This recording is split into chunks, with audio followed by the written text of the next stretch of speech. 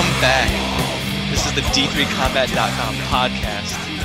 And as I mentioned right before the short little break there, GreenHeat woke up this morning to some strange news.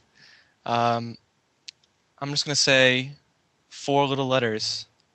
RMAH. Can you explain what RMAH is, please? Real Money Auction House? That is correct. And what are your feelings on the Real Money Auction House? I was mad, but I ain't even mad. But I still think it's stupid as balls. Oh. So you are mad. Well, you could say that. So what didn't you like about it when you first heard about it? The fact that you have to buy gear, and that they're trying... They all talk about, oh, you're not supposed to buy gear, you're not supposed to use real money, this is illegal, we're Blizzard, we hate that. And then they go, oh, hey guys, by the way, you can give us money for gear. Because they're getting a cut in every single trade. Yeah. I think the Go ahead, Nick. I was gonna say I think the difference. I'm sure you're referring to like the World of Warcraft terms of service where they said like buying or selling gear is illegal because it destroys the integrity of the game. But a lot of people pointed out, I was reading on the D3 general forums that the difference between an MMO and a game like Diablo is that MMO has a set way of getting items. There's a definite type of progression with like guilds or PvP where that's pretty much the biggest component of the game. And if you were able to buy items, it would kind of just ruin. You wouldn't need a guild. You wouldn't need to raid. You wouldn't necessarily need PvP to get good items. You could just PvP for fun with the best items. But in a game like Diablo, where there's no like end game content per se, where you have to, get with a guild every Tuesday night and raid and get drops. Like everything's random. Everything it's 4 like player max game. There's nothing really. It's not that big of an issue. I can see one thing like that is in World of Warcraft. It's one persistent world. The server is always up. It's always the same world. Server's not always up. It's not going to be in Diablo 3 either. In Diablo 3, you leave a game and you enter a new game. You leave a game, enter a new game. It's still with all the same people in the same world. It's just not... It's just instances of that world. And besides, okay, if that's true, why not just have a gold auction house like they have? Why money? Because they want to make money. That's simple as that. It's not to help the players. It's for them to make more money. Well, and if you guys find that excusable, shame on you. Yeah, because you get a chance to make money. Right. That's not what it's about, though. That's what they're hiding under the guise of. Why is there a car alarm going off? Shut up. No, it's about money for them, and it's just shameful why they won't admit it. And I'm sick of that. Sick of all these games putting in microtransactions, doing all this stuff. On the other hand, yeah, we're all going to benefit from it. Okay, cool. The only thing I'm a little bit wary about, I guess, is the fact that I guess there's going to be a deposit fee. Like, even if it's 10 cents, that means you have to put in, say you put in $1, you'll be able to get 10 deposits, which I guess is okay because you're taking the risk to make some more money from selling the item. But I love the idea.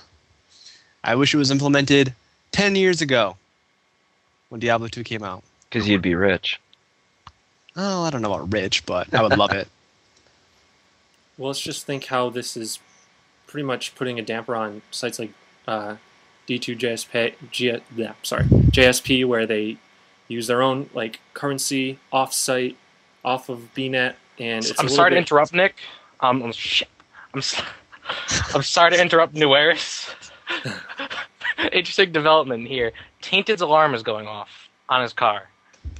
So, is he getting broken into? We're gonna keep it in motion. No idea. But that's You're gonna have to run out there and... He's doing it. Alright. Yeah. No, I don't know. Anyways. Is there a witch doctor out there, like, at the car, or...? Yeah, he's casting Swarm of Lotus on it, or Locusts. Nice. That's interesting. Anyways, back to topic about sites like JSP, not being as relevant anymore. I think it's awesome because now I don't have to worry about any scams or anything because it's all done within the game, and the makers of the game will allow that to happen. It's gonna help definitely with getting rid of the middleman, where you can just, I mean, of course Blizzard's going to take a cut. They're offering the service. I mean, they're a business. They're trying to make money, but is it really that big of an issue where, like, it's going to completely ruin, I mean, it's not ruining the gameplay in any way other than some guy in a different private game is going to kill the final boss faster than you, which doesn't, does that really, like, affect how you play or view the game? No, it doesn't. It doesn't affect. It's not. That's not about it. That's not the problem I have. It's about principles and it's about integrity. And Blizzard's just showing they're losing that. They used to have it, and that's why I like them. But I think they're losing it. I just think they're losing it, and I don't like that. So you're just they saying, lost it. I'm sorry. Go ahead, Manny. They lost it when they became merged with Activision. Yeah, that makes when it all went sense. downhill. It's totally typical for a company to just be in it for the money. But I mean, let's not forget. I think they're still building a quality game, and the game's still going to be godly. I don't think the Real Money Auction House is going to take anything away from it, other than it's just going to set up a very interesting new economy between fake gold, real money, and items. It's kind of inevitable too, because I feel like that's the way that all games are going. Yes, they're making the initial money off of their product and what we're playing, but they're also all trying to figure out, just like little adverts in games and stuff like that, product placement. It's never going to stop, and it's not something that we can control because we don't make the game. Right. So Yeah. Well, think about Counter-Strike when we used to play that. They would put ads up randomly on different maps, and they got money for that. But then also, I think that Blizzard is scared that when they come out with Diablo 3, it might hurt their WoW business. And right now, WoW costs money to play per month. So they figure, let's say maybe half of WoW players stop playing WoW. Who knows? Maybe more, maybe less. But say half stop playing. That's, what, $5 million times $15 a month less that they're going to be making. So they need to supplement that somehow with Diablo 3. And the auction house is a good way. Wow. And if more people can make money from it, well, that's good too. That's an excellent point. I hadn't even thought of that. Well played. Yeah. I'd like to say another thing, having a sort of income from Diablo 3 might help with, content updates might becoming more frequent because they have the funds now to, put on Diablo 3 other than just game sales. Also, I want to talk about, you go on like all these social networking sites and they have games such as, Farmville, Mafia Wars, they like Zynga Poker. You can play items for real money, and so many people are doing that. But no one has a problem with doing that. But the difference, some might start comparing D3 like, oh, they're just trying to sell us items and make a lot of money off of us. But I think people aren't realizing that Blizzard isn't actually selling items; they're just providing a service between players. So the auction house will be player driven, not driven by Blizzard. Yeah. Right. Yeah, a lot of things are going into microtransactions now to try to make money. I don't think any of you guys play Heroes of Newerth, but it's basically a Dota clone. And in Heroes of Newerth, originally cost $30 for an account. Then it cost $10 for an account, and they just decided that they would go free to play. And when you download the game, you can download it for free, and you can get into a game for free. But you can only select a certain number of heroes from the board. There's about 80 heroes on the board, but the free version only has about 15 to 20. And then you can click, when you're a free account, you click on one of the heroes, and it says, you must purchase coins and use the coins to buy this hero. Now, I just looked at the coins, and it's about 150 coins for a hero, and 450 coins cost $10, so now you're talking about $3 a hero. Now, with that model, I don't know who's going to pay $3 times 80 to buy all the heroes instead of just paying $30 for the game back in the day. But it's kind of interesting that they would go like that. The microtransactions in Han originally started as purely vanity, so you could buy unique skins for your heroes.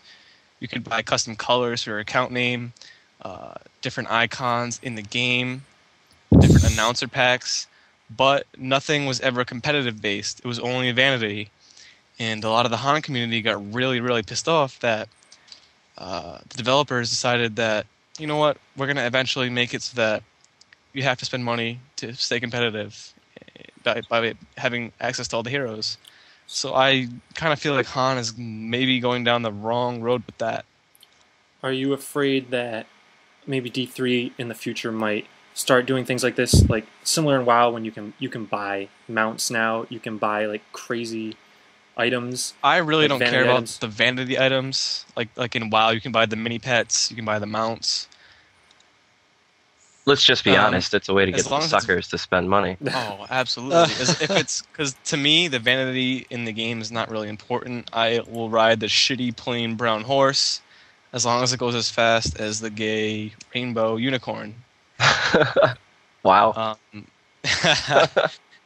But if the rainbow unicorn is 400% speed and my brown horse is only 100% speed, but you can only get the rainbow unicorn if you buy it, that's pretty That's when it unfair becomes in an my issue.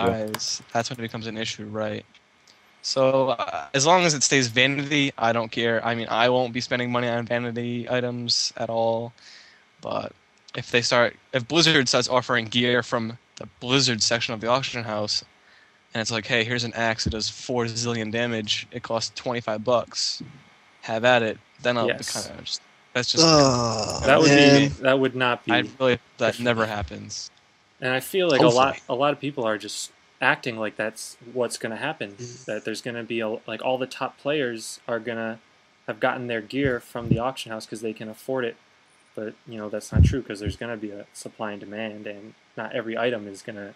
There's not going to be multiple items for sale at any given time. You know what I mean? There might just be one. And the amount that they've stressed it in interviews that have gotten up to this point about how like we are not selling anything, like it's player driven, everything is done by you guys. Like I think that's where I get some of my faith, and don't think that it's going to go that direction because the whiplash from the community. I mean, Blizzard's community is an outspoken group of individuals, so I don't see how they would be able to survive something like that.